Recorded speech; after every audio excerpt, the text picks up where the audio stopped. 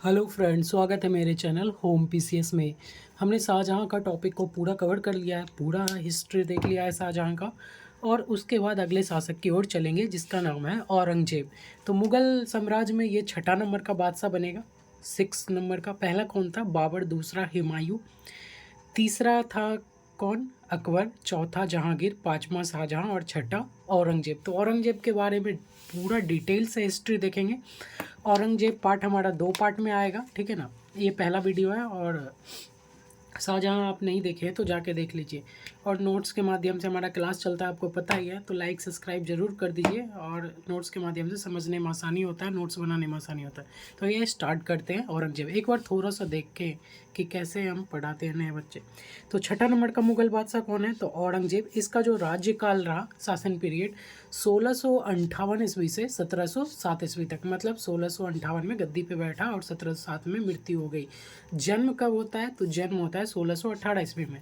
तो आइए सब कुछ देखेंगे डिटेल से। इनका जो राज्य अभिषेक होता है, तो 2 राज्य अभिषेक होगा। पहला राज्य अभिषेक क्या कब होता है?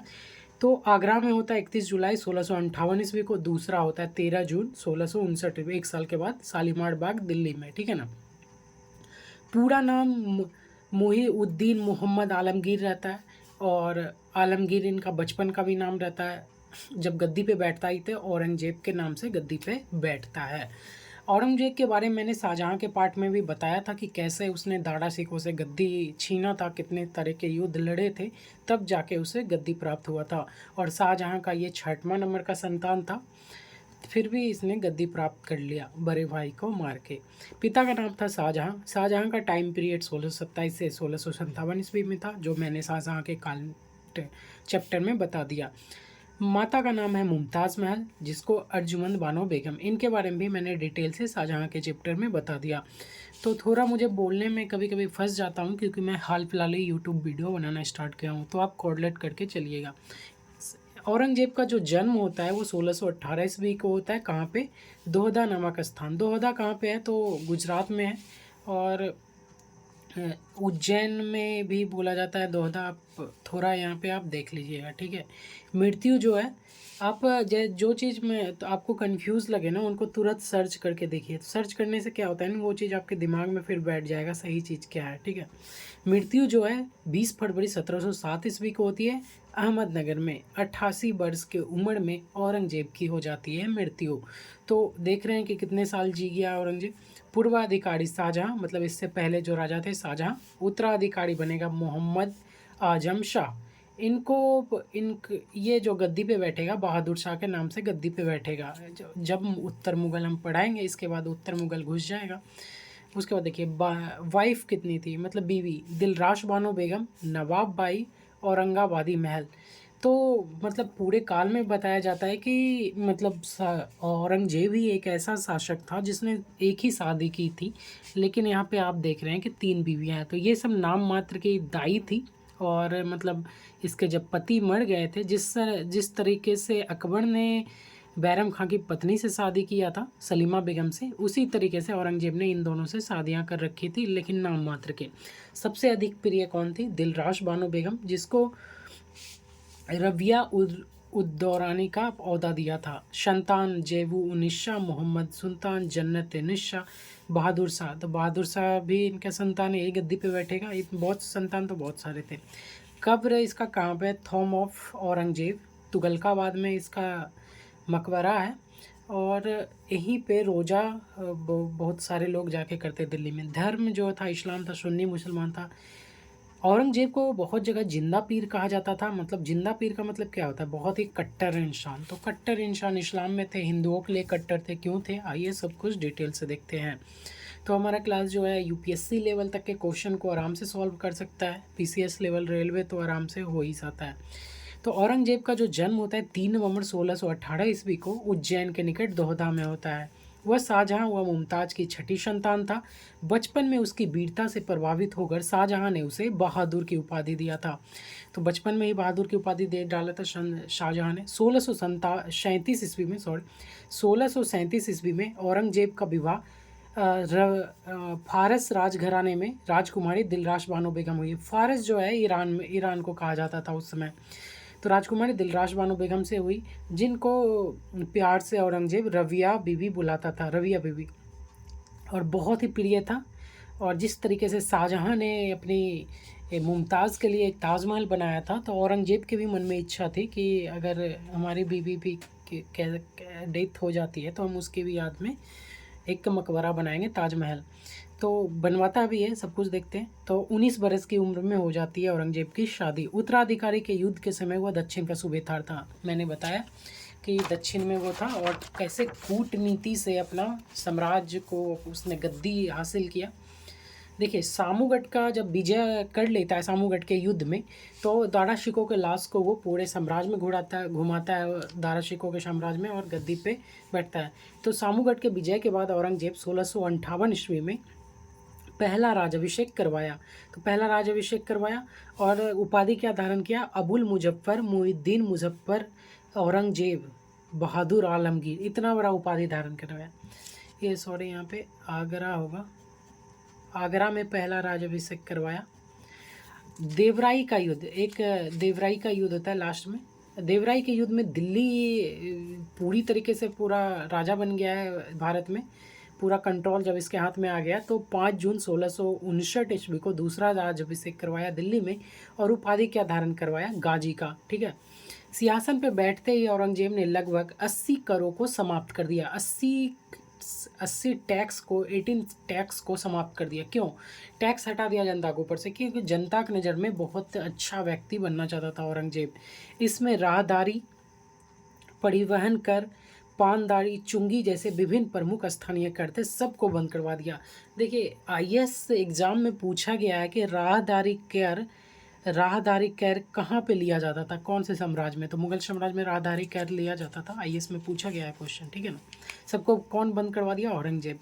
जिन्हें आप बाग कहा जाता था, सबको बंद करवाया। इतने सारे कर को है ना, आप बाग एक डिपार्टमेंट बनाया गया था, आप बाग, जो टैक्स वसूलता था, उसको ही बंद करवा दिया। इसके समय में हिंदू मनसबदारों की संख्या में वृद्धि हुई, और हिंदू मनसबदारों की संख्या कितनी हो गई? 337, जो मुगल सम्राट में सबसे अधिक थी। बहुत बार एग्जाम में पूछा जाता है कि मनसबदारों की संख्या में सबसे ज़्यादा वृद्धि कब हुई हिंदुओं की? तो औरंगजेब के समय हुई। औरंगजेब को बधाई देने के लिए फारस के शाह ने दूत मंडल भारत भेजा, जिसका नाम था शाहबुदाग, फारसी ईरान से। और औरंगजेब ने इसका तहे दिल से स्वागत किया, समर्पण किया, और बहुत ही स्वाभाविक रूप से इसको मतलब मान सम्मान दिया। साम्राज्य विस्तार की बात करें औरंगजेब के, तो औरंगजेब ने अपने शासन के शुरुआत में असम के विरुद्ध सैन्य अभियान किया। सबसे पहला अपना जो साम्राज्य विस्तार किया असम के विरुद्ध। असम के विरुद्ध कैसे सैन्य अभियान करता है? तो 1660 ईस्वी में मीर जुमला एक सेनापति रहता है औरंगजेब का, उसके नेतृत्व में गुवाहाटी पे भेजा उसको, असम गुवाहाटी पे आक्रमण करने के लिए, और ये सैन्य अभियान था। और 1662 में 60 में भेजा, 2 साल के बाद 1662 ईस्वी पे अधिकार कर लिया गुवाहाटी पे। कौन? तो मीर जुमला। ओहोम लोगों को संधि के लिए मजबूर कर दिया, इतना मतलब कत्लेआम मचाया और दबाव डाला, उसको संधि के लिए मजबूर कर दिया। किसके? असम के लोगों को, ओहोम के लोगों को। किंतु 1663 ईस्वी में मीर जुमला की हो जाती है मृत्यु, और अगले सेनापति को तैनात करता है औरंगजेब, शाइस्ता खां को। शाइस्ता खां रिश्ते में मामा लगते थे औरंगजेब का, और इसे बंगाल का सूबेदार नियुक्त कर दिया गया। तो एग्जाम में पूछा जाएगा कि औरंगजेब ने बंगाल का सूबेदार किसे नियुक्त किया था? तो शाइस्ता खां, याद रखिएगा। और बंगाल में का सूबेदार इसलिए नियुक्त किया ताकि वहाँ से चारों साइड देखा जा सके, असम तक देखते थे, असम, बिहार, बंगाल, झारखंड, उड़ीसा, छत्तीसगढ़, सब कुछ। ध्यान दीजिए, 1666 से 67 के बीच ओहोम शासक एक चक्रध्वज आया। ओहोम मतलब वही असम का एक बढ़िया शासक आया, चक्रध्वज, जिसने मुगलों के अनेक मोर्चे पे पराजित किया। मुगले की सेना को मार मार के इतना भगाया चक्रध्वज, और बहुत ही पराक्रमी योद्धा था असम का, ये ओहोम शासक था, और बहुत ही नाम कमाया इसने। और मुगल लोग इससे भयभीत खाने लगे, लास्ट तक में ऐसा होने लगा।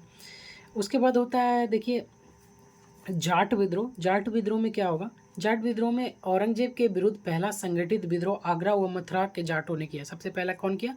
तो आगरा और मथुरा के जाटों ने किया, ठीक है ना। और आधार क्या बनाया?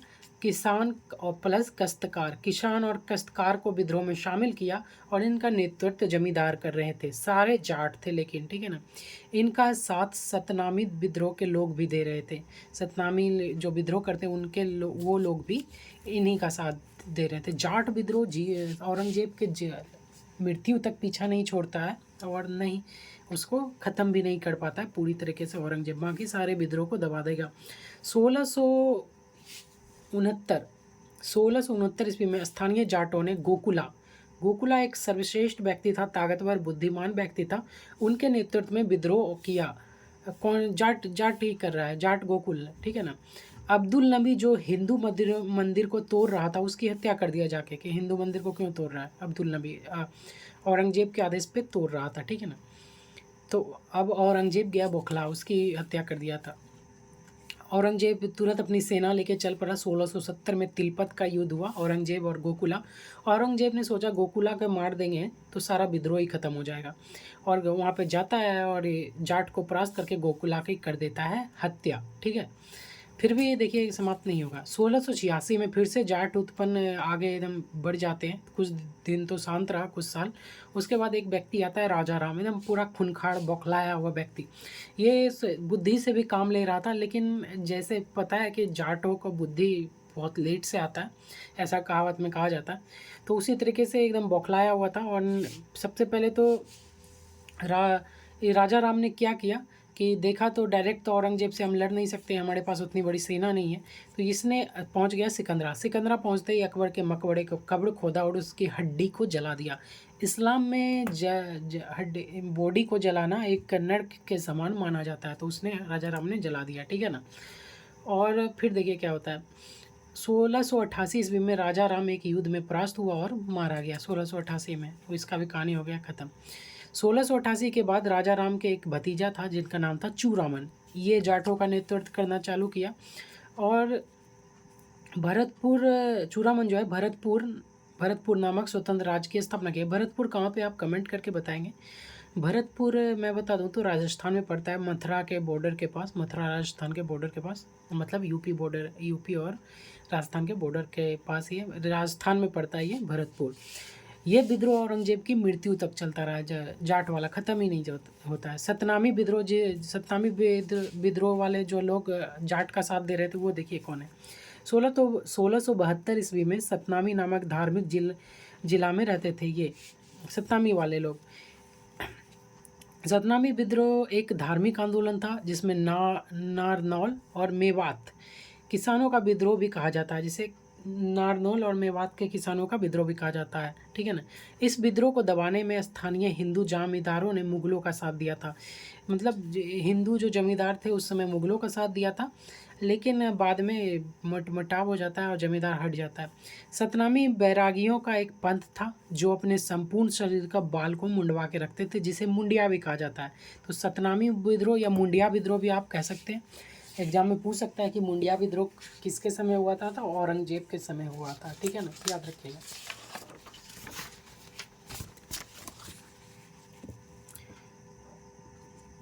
अफगान विद्रोह होता है 1667 ईस्वी में, और यूसुफ जाई कबीले के सरदार भागू ने किया था इसको, परंतु सेनापति अमीर खां को भेजता है औरंगजेब और इसको दबा देता है। 1672 ईस्वी में अफगान सरदार अकमल खान ने विद्रोह कर दिया। अंततः इसमें क्या होता है कि अकमल खान विद्रोह करता है, स्वयं को राजा घोषित कर लेता है और अपना नाम का खुदवा सिक्का चलवा देता है। तो औरंगजेब एकदम पहुंच जाता है वहाँ पे कि अपने नाम का सिक्का खुदवा कैसे चला दिया मेरे राजा होते हुए, और इसको भी मार के भगाता है, दमन करता है। उसके बाद होता है बुंदेला विद्रोह होता है 1661 ईस्वी में। ये कहाँ, बुंदेला कहाँ पे पड़ता है, तो ओरछा। वीर सिंह बुंदेला का नाम सुना था, अबुल फजल ने जिसको भेजा था उसकी हत्या करवा देने के लिए। किसकी हत्या करवाया था, बिरबल की नहीं, मैं बताता हूँ अभी किसकी हत्या करवाया था। अबुल फजल की हत्या करवाया था वीर सिंह बुंदेला ने जहांगीर के आदेश पे, ठीक है ना। तो ओरछा के निकट इसका भी विद्रोह चलता रहेगा। तो मुगलों ओरछा के राजा चंपत राय ने विद्रोह कर दिया, और विद्रोह करने के बाद बहुत सारा विद्रोह किया और मुगलों पहुंच गए सेना लेके, और मुगलों का हाथ नहीं मरना चाहता था, कट्टर समर्थक था मुगलों का। मतलब असमर्थक था और मुगलों के हाथों युद्ध में हारा, लेकिन मुगलों के हाथ नहीं मरना चाहता था, नहीं पकड़ाना चाहता था, खुद ही आत्महत्या कर लेता है। इस चंपत राय का पुत्र का नाम रहता है छत्रसाल। छत्रसाल एक वेब सीरीज भी है, MX प्लेयर पे जाके देखिएगा, मत देखिएगा, बोर हो जाइएगा, बहुत ही बेकार है। तो मुगलों का उत्तराधिकारी के युद्ध में दारा से बदला लेने के लिए चंपत राय ओरछा ने औरंगजेब का साथ दिया था। जब औरंगजेब दारा शिकोह से लड़ रहे थे तब उस चंपत राय ने मुगलों का साथ दिया था, औरंगजेब का साथ दिया था, लेकिन ऐसा क्या हो गया जो उससे मनमुटाव हो गया था और इससे खुश होके 5,000 का मनशब भी प्राप्त किया था औरंगजेब ने चंपत राय को, ठीक है ना, सम्मान सूचक भी दिया था। फिर कोई मनमुटाव हुआ, अलग हो गया, फिर मुगलों से लड़ने लगे। छत्रसाल एक योग्य व्यक्ति है, एक योग्य राजा बन के आएगा। 1705 ईस्वी में छत्रसाल ने औरंगजेब से संधि कर ली। संधि करना भी जरूरी था। देखा कि हमारे पास से औरंगजेब इतनी सेना नहीं है, हम औरंगजेब से युद्ध जीत ही नहीं पाएंगे, और जहाँ जीत पक्की ना हो ना, वहाँ कूटनीति अपनाना बहुत ही ज़रूरी है और अपना जीवन बचाना भी बहुत ज़रूरी है। तो संधि करने के बाद औरंगजेब ने 4,000 मनसा भी प्राप्त किया और राजा की उपाधि दे डाला।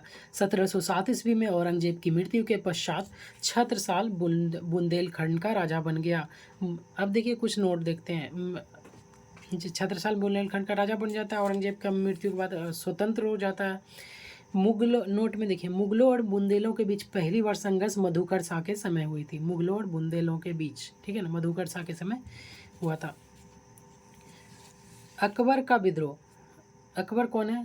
तो वो जलालुद्दीन अकबर नहीं है, ये कोई दूसरा अकबर है। 1681 ईस्वी में शहजादा अकबर, मतलब औरंगजेब का बेटा का नाम है क्या? अकबर। तो शहजादा अकबर ने मारवाड़ के राठौर तथा मेवाड़ के शासक के सहयोग से अपने आप को स्वतंत्र बादशाह घोषित कर लिया। राजपूत में जाके मिल गया और अपने आप को स्वतंत्र घोषित कर लिया। शाहजहाँ के टाइम में मैंने बताया था कि शाहजहाँ है राजपूतों के साथ वैवाहिक जीवन को बिल्कुल त्याग दिया था और राजपूतों के साथ वैवाहिक संबंध बनाना बंद कर दिया था। स्वतंत्र घोषित कर दिया राजा राजपूत के साथ मिल के, कौन? अकबर। घोषित करके औरंगजेब के खिलाफ विद्रोह कर दिया, किंतु असफल होकर संभाजी के पास पहुंचे। संभाजी कौन है? तो मराठा है और के लिए पहुंचे, परंतु वहाँ औरंगजेब पहुंच जाने के कारण फारस भाग जाता है, ईरान भाग जाता है और वहीं उसकी मृत्यु हो जाती है, लौट के नहीं आता है। अगले जब पार्ट 2 हम पढ़ाएंगे इस औरंगजेब का, तो उसमें हम मराठा के बारे में देखेंगे डिटेल से और क्या क्या होता है, मराठा से युद्ध होता है। एक फिल्म आई थी अजय देवगन की, तान्हाजी, तो वो बहुत ही बेहतरीन फिल्म थी, उसके बारे में भी चर्चा करेंगे। सिख विद्रोह होता है उसके बाद, ये बहुत ही वेरी वेरी इंपॉर्टेंट है। औरंगजेब के टाइम में सिख विद्रोह धार्मिक कारणों से होने वाला एकमात्र विद्रोह था। यह विद्रोह विभिन्न कारणों से शुरू हुआ था, जिसमें क्या होता है ना, औरंगजेब क्या करेगा, देखिए बहुत ही गलत काम करता है। सिख के छठे गुरु हरगोविंद के नेतृत्व में पहली बार आत्मरक्षा के लिए हथियार उठाने का निर्णय लिया। कौन? सिख ने, हरगोविंद के नेतृत्व में। औरंगजेब के विरुद्ध कर दिया विद्रोह, कौन? सिख नेता हरगोविंद ने। लेकिन औरंगजेब ने क्या किया, इसको पकड़ा और 1675 ईस्वी में तेग बहादुर जो सिख के 90 गुरु थे उसको प्राण दंड दे दिया। इसके 5 शिष्य को भी प्राण दंड दे दिया, जिसमें शिष्य का नाम था मतीदास, गुरदिता, उदा, चीमा, दयाल। इन 5 शिष्यों समेत गुरु को भी क्या दे दिया? प्राण दंड। तेग बहादुर के 10वें पुत्र का नाम होता है गुरु गोविंद। अच्छा, एक राजा और भी, मतलब ये सिख जो राजा रहते हैं, सिख गुरु रहते हैं, उनको फांसी दे देते हैं। तो मैंने पढ़ाया है, तो आप बताएंगे कमेंट करके कि कौन से मुगल राजा ने सिख गुरु को फांसी दे दिया था। तो देखिए, ये तेग बहादुर को प्राण दंड दे दिया था, ठीक है। उसके पुत्र हैं गुरु गोविंद सिंह। गुरु गोविंद सिंह सिख में 10वें गुरु है। जब सिख के बारे में देखेंगे तो इनके बारे में डिटेल से देखेंगे। 1678 ईस्वी में मखोवाल के समीप आनंदपुर की स्थापना कराया और इनका आनंदपुर को अपना मुख्यालय बनवाया। कौन? गोविंद सिंह। 1699 ईस्वी में खालसा पंथ की स्थापना भी किया। सिख धर्म पूरी तरह सैनिक स्वरूप में परिवर्तित हो गई थी, मतलब मारने पे उतर आया था, मारने काटने पे। एक पंथ की स्थापना करने के बाद, मतलब धर्म से लोगों को समाज सेवा करने के उद्देश्य से बोला कि हथियार उठाना बहुत ही ज़रूरी है। और जहाँ तेग बहादुर ने हथियार उठाया था, लेकिन औरंगजेब द्वारा दमन करके उसे प्राण दंड दे दिया जाता है। लेकिन उसके पुत्र गुरु गोविंद सिंह, तो देखिए क्या होता है। 1688 ईस्वी को गुरु गोविंद सिंह और पहाड़ी सेना श्रीनगर में पहाड़ी सेना के बीच एक होता है युद्ध, जिसे भैगनी का युद्ध बोला जाता है। भगनी का युद्ध पूछा भी गया है 1-2 एग्जाम में, भगनी का युद्ध किसके बीच में हुआ था। तो पहाड़ी सेना फतेह शाह था वहाँ पे, और गुरु गोविंद सिंह, ठीक है ना, तो उनके बीच होता है। तो जिसमें पहाड़ी सेना हार जाता है, गुरु गोविंद सिंह जीत जाता है। 1690 ईस्वी में नादौन के युद्ध हुआ। इस युद्ध में शाही सेना के खिलाफ गुरु गोविंद सिंह ने पहाड़ी राजाओं का साथ दिया। देखिए, पहले तो पहाड़ी राजा को हराता है और फिर उसको ना अच्छे सम्मान पूर्वक फिर से गद्दी पे बैठा देता है गुरु गोविंद सिंह। बोलता है हमें आपका राजपाट से कोई मतलब नहीं है, आप मतलब पहाड़ी सेना को तो पहले मनवाने जाता है लेकिन मानता नहीं है, तो फिर युद्ध लड़के उसको शांत करता है और बोलता है कि हमें मेरा साथ दीजिए मुगलों के खिलाफ। और नादौन का युद्ध होता है तो उसमें पहाड़ी सेना को आगे भेज के और गुरु गोविंद सिंह पीछे से जाता है, ठीक है ना, ऐसा होता है। 1704 ईस्वी में सरहिंद के मुगल सूबेदार वजीर खान ने आनंदपुर पर आक्रमण कर दिया। जहाँ आनंदपुर की स्थापना कौन करवाया, तो गुरु गोविंद सिंह ने कराया। उस पर आक्रमण कर दिया वजीर खान ने, मुगल सरदार, ठीक है ना। और इसका जो पुत्र था गुरु गोविंद सिंह का, जोरावर सिंह और फतेह सिंह को गिरफ्तार कर लिया, ठीक है। इस्लाम स्वीकार न करने के कारण इन दोनों पुत्रों को वजीर खान ने जिंदा ही दीवार में चुनवा दिया। तो इनकी कहानी हो गई द एंड। बोला इस्लाम स्वीकार करो और नहीं करोगे तो जाओ, तो इनको मार दिया मुगल ने। थोड़ा सा और है, उसके बाद दूसरा पार्ट हम देखेंगे। एक होता है चमकौर का युद्ध। चमकौर को युद्ध में गुरु गोविंद सिंह और मुगल सेना के बीच एक अन्य संघर्ष में अन्य दो पुत्र को जिंदा दीवार में चुनवा दिया है। औरंगजेब के जो मतलब सेनापति रहते हैं, क्या नाम रहता है, वजीर खान। और 2 और पुत्र जब बचे, 4 पुत्र रहते हैं। चमकौर का युद्ध होता है, उसमें अजीत सिंह और जोहार सिंह शहीद हो जाते हैं। तो देख रहे हैं कि गुरु गोविंद सिंह के 4 पुत्र मर गए, तो अब अगला गुरु नहीं बन पाएगा, इसलिए सिख में 10 गुरु तक ही गिनती होता है। उसके बाद होता है खिदराना में 1705 में एक युद्ध होता है, और ये सिख का अंतिम युद्ध रहता है गुरु गोविंद सिंह का। मच्छीवाड़ा के जंगलों में भ्रमण करते हुए गुरु गोविंद सिंह ने पत्र लिखता है औरंगजेब को, और पत्र फारसी भाषा में लिखा रहता है। पत्र का नाम पत्र जाफरनामा, पत्र को उस समय जाफरनामा बोला जाता था। तो जाफरनामा लिखता है और मिलने की इच्छा व्यक्त करता है कि हम औरंगजेब से संधि कर लेंगे और कुछ शर्तों पर, अगर औरंगजेब मानता है। तो कब लिखता है, 1705 में। 2 साल लग जाते हैं इनको पत्र का जवाब आने में, और 1707 में हो जाती है औरंगजेब की मृत्यु। आगरा में नए बादशाह बहादुर शाह से जब गोविंद सिंह पहुंचता है, तो आगरा में नया बादशाह बहादुर शाह बन गया होता है वहाँ पे। बहादुर शाह के साथ दक्षिण जाते हुए बहुत सारे संधि कर लेता है, मान भी जाता है। और जब दक्षिण की यात्रा कर रहा होता है बहादुर शाह के साथ कौन, गुरु गोविंद सिंह, तो 1708 में छुरा मार के एक पठान जमशेद खान ने इसकी हत्या कर देता है। किसके, गुरु गोविंद सिंह, कोई दुश्मनी रहा होगा तो छुरा मार के हत्या कर देता है। गुरु गोविंद सिंह की नादेर के समीप ही मृत्यु हो गई और वहीं पे समाधि बना दी गई। अगला पार्ट में हम औरंगजेब की दक्षिण नीति को देखेंगे। थोड़ा बोलने में हेजिटेशन हो रहा है, अभी भी इतने सारे वीडियो डाल दिया मैंने, तो आप सपोर्ट कीजिए ज़्यादा से ज़्यादा मेरे को, और वीडियो आप देखें, थोड़ा सब्सक्राइब कीजिए ताकि मेरे को मोटिवेशन मिल सके। पार्ट 2 में हम दक्षिण विजय के बारे में देखेंगे, औरंगजेब द्वारा जो दक्षिण विजय करता है, और मराठा मुगल सबको, मराठा से युद्ध होता है, शिवाजी वगैरह सबको हम देखेंगे। तो अगले वीडियो के लिए आप तैयार रहें, इस वीडियो को अच्छे से एंजॉय करें, देखें, और सारा क्वेश्चन आपका सॉल्व हो जाएगा। तो सब्सक्राइब, लाइक, शेयर ज़रूर से कीजिएगा, हाथ जोड़ के निवेदन करता हूँ। Thank you, bye bye.